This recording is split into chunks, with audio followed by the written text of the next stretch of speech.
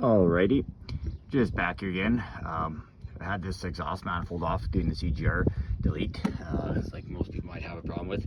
I had snapped my bolts off here on the little up pipe that goes up there, and what I'm prepared to do right now, as you can see, I just took a drill and I was able to drill nicely through them, somewhat centered here. And my next plan of attack is I'm going to weld a nut on there and then try to back out what's remaining of those studs.